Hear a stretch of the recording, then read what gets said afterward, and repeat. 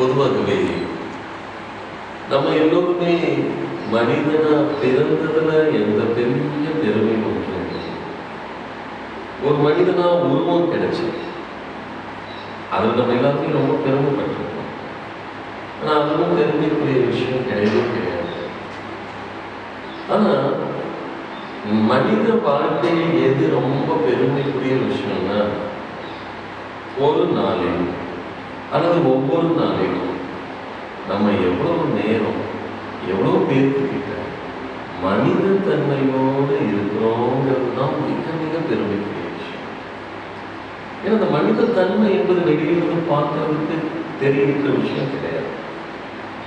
வெளியிலிருந்து பார்த்தாங்கன்னா அங்க யாரோ ஒரு மனிதர் இருக்கிறாரு, அந்த மனிதர் ஆணா இருக்கும் பொழுது அல்லது பெண்ணா இருக்கும் பொழுது அப்படிங்கிற மனித உருவத்தை தான் பார்வையாளர் கொஞ்சம் அடையாளம் கண்டுக்க முடியும். ஆனா மனித தன்மையை கண்களால் உணர்ந்து கொள்ள முடியாது. கண்களால் பார்த்து புரிந்து கொள்ளவோ தெரிந்து கொள்ளவோ முடியாது. அப்ப மனித தன்மையை புரிந்து கொள்வதற்கு முதலில் நம்முடைய மனம் தயார். நம்ம நினைச்சா இன்னொரு மனிதன் கிட்ட நம்முடைய மனித தன்மையை வெளிப்படுத்துறமோ இல்லையோ, எந்த மனிதனும் இன்னைக்கு என்னால சந்திக்க முடியல, நான் வீட்டிலேயே இருக்க வேண்டிய சூழல் வந்துருச்சு, ஆனாலும் நான் எனக்குள்ள மனித தன்மையோட இருந்தேன் என்று சொல்கின்ற அந்த நிலை இந்த உலகத்தில் இருக்கிற அத்தனை மனிதர்களுக்கும் உங்க மனித தன்மையை நீங்க ஒரே இடத்துல இருந்து வெளிப்படுத்திட்டீங்கன்னு அர்த்தம். அதனால இந்த மனித தன்மை யாரார்கிட்ட எல்லாம் கொஞ்சம் அப்படி விரிவடைச்சிருக்கோ அவங்க நிச்சயம் இந்த இயற்கையை பாழ்படுத்தாம இந்த இயற்கையை பக்குவப்படுத்துறவங்களா அல்லது நேசிக்கிறவங்களா நிச்சயம் இருப்பாங்க. யார் யாரெல்லாம் உள்ளுக்குள்ள மனித தன்மையோடு இருக்கிறாங்களோ அவங்கெல்லாம் நிச்சயம் இந்த சரீரத்தை அல்லது இந்த வாழ்வை என்ன நேசிக்கிறாங்களோ அதே போல அடுத்த மனிதனை நிச்சயமா நேசிக்கக்கூடியவங்களா தான் இருப்பாங்க.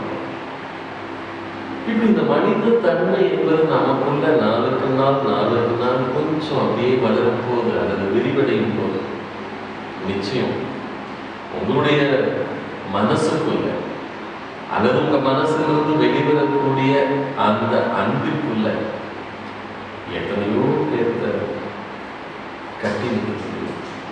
அந்த எத்தனையோ பேர்த்துக்கு அங்க இளைப்பாறுவதற்கு இடம் கொடுக்க முடியும். இந்த விரல்களுக்கு அன்பு இருந்துச்சுன்னு வைங்க, நம்ம இந்த விரலுக்கு அன்பு கொடுத்தோம்னு வைங்க, நிச்சயம் குட்டி குழந்தைகளை ஒரு 10 பேர்த்துக்கு விரல் பிடிச்சிக்கோங்க. அப்படி குட்டி குழந்தைகளுக்கு அன்பு இருந்தா விரல் பிடிச்சிக்கன்னு சொல்ல முடியும். இந்த 2 கைக்கு அன்பு இருந்ததுன்னு வைங்க, எங்கேயாவது ஒருத்தருக்கு ஆபத்து ஒரு ஆக்சிடென்ட் அப்படிங்கும் போது அவங்க அப்படியே தூக்கி கொண்டு போய் காப்பாற்றுறதுக்கு இந்த அன்பான கைகளுக்கு நிச்சயம் முடியும். இன்னும் எப்பொழுதுமே இந்த 2 கைகளை அன்பா நம்ம வச்சுக்கிட்டோம்னா ஒரு 5-10 பேருக்கு அரவணைக்கிறதுனா என்கிட்ட பணம் இல்லை, பொருள் இல்லை, சொத்து இல்லை, சாப்பாடு இல்லை, உங்களுக்கு கொடுக்கறதுக்கு ஒண்ணுமே இல்லை, ஆனாலும் உங்ககிட்ட கொடுக்கறதுக்கு எனக்கு அன்பான வார்த்தை இருக்கு, உங்களை ஆறுதல் படுத்துறதுக்கான வார்த்தை இருக்கு, உன்னால முடியும், உனக்கு கிடைக்கும், உனக்கு வரும், உனக்கு தெரியும் அப்படின்னு சொல்ற அளவுக்கு நம்பிக்கை ஊட்டக்கூடிய வார்த்தைகளை வாங்க அப்படின்னு அந்த கைகளுக்கு அன்பு இருந்தா நிச்சயம் 10 பேர்த்த அரவணைக்க முடியும். இவ்வளோ வேண்டாம், இந்த உடலை வச்சிடலாம். நம்ம உள்ளத்துக்குள்ள அன்பு இருந்தா இந்த ஒரு பேரு அல்லது 10 பேரு இவங்களுக்கு மட்டும்தான் கையில் இடம் கொடுக்கலாம். மனசுல இல்லை, என் மனசுல 5 பேருக்கு தான் இடம் இருக்கு, என் மனசுல 10 பேருக்கு தான் இடம் இருக்குன்னு யாராவது சொல்ல முடியுங்களா? நம்ம நினைச்சோம்னா இந்த உலகத்தில் இருக்கிற அத்தனை 800 கோடி பேருக்கு மேல இருக்கிறவங்களுக்கும் இங்க இடம் கொடுக்கணும். அப்படி தினம் வீட்டிலிருந்து வெளியில வரும்போது கொஞ்சம் அன்பான மனிதனா நம்ம வெளியே வந்தோம் இல்லை, உண்மையா ஒவ்வொரு நானும் நம்ம செய்கின்ற சேவை அதுதான். பெரிய சர்வீஸ்ங்கிறது என்னன்னா, பணத்தால், பொருளால், சொத்தால் மற்றவர்களை திருப்திப்படுத்துவது அல்ல. ஏன்னா இதுவரைக்கும் யாரும் அதை திருப்திப்படுத்துவதும் இல்லை. என்கிட்ட நிறைய பணம் இருக்கு, அதனால் எல்லாத்துக்கும் வாரி வாரி கொடுக்குறேன். என்கிட்ட நிறைய பொருள் இருக்கு, நான் வாரி வாரி கொடுக்குறேன். என்னுடைய சொத்தை எல்லாம் நான் மற்றவங்களுக்கு எழுதி வச்சுட்டேன்னு சொன்னது எல்லாமே கர்ப்பம், தானம், உதவி, உபகாரம், ஆகாரம். ஏன்னா பணம் இப்போ நம்ம பாக்கெட்ல இருக்கிறதுனால இது என்னோட பணம். ஆனால் உண்மையாலுமே அந்த அரசு கவர்மெண்ட் கொடுக்கணும். அதெல்லாம் கிரியேட் பண்ணுறதெல்லாம் கவர்மெண்ட். ஜஸ்ட் கொஞ்ச நேரம் சொந்தம் கொண்டாட வச்சிருக்கிறது மட்டும்தான் நம்ம, கொஞ்ச நேரம் மட்டும்தான் நம்ம கிடையாது. பொருள் எப்படிதான், என்ன பொருளாக இருக்கட்டும், ஒரு பேனாக இருக்கட்டும், ஒரு செருப்பாகட்டும், அந்த பொருள் நம்ம கிட்ட இருக்கிற வரைக்கும் நம்மது. ஆனால் முன்னாள் வரைக்கும் அது கடையில் தான் இருந்துச்சு, கடைக்காரங்களுக்கு சொந்தமாக. அதுக்கு முன்னால யாருக்கு சொந்தம்னா அதை உருவாக்குனவங்களுக்கு சொந்தம். அதுக்கு முன்னால யாருக்கு சொந்தம், இந்த பூமிக்கு சொந்தம்.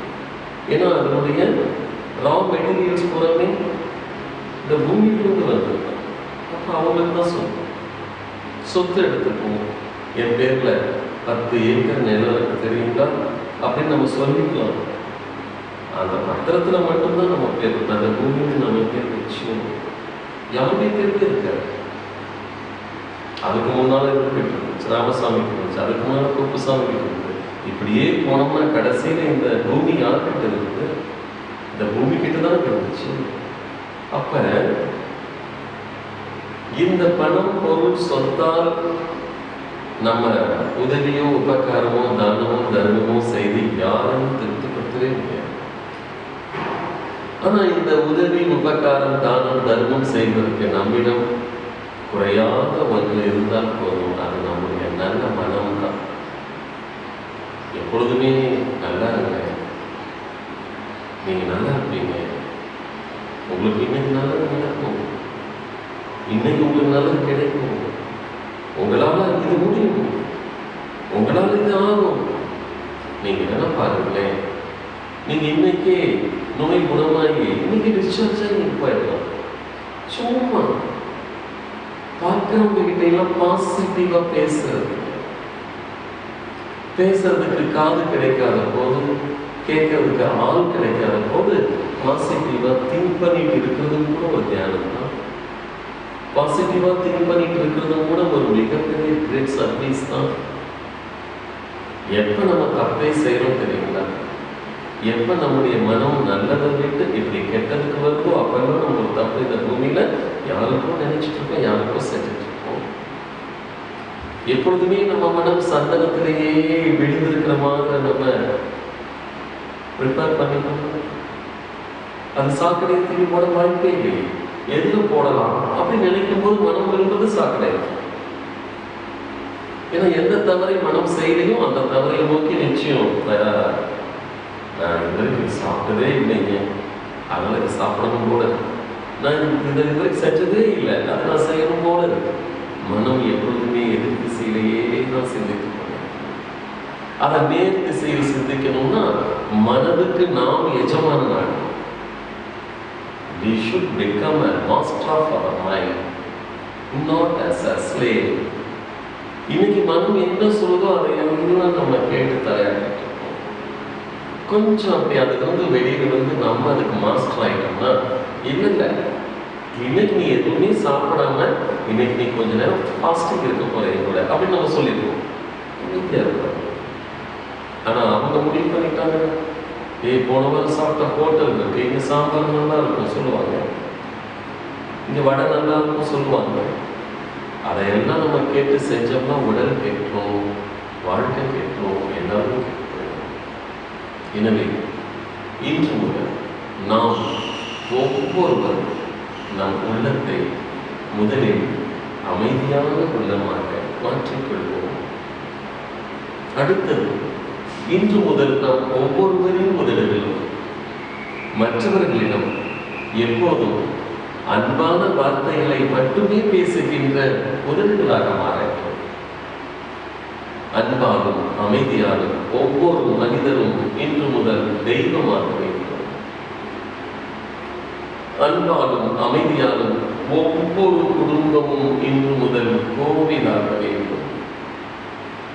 அன்பாலும் அமைதியாலும் ஒவ்வொரு ஊரும், இந்த உலகம், மொத்த பிரபஞ்சமும் ஸ்வர்க்கமாக மாற வேண்டும்.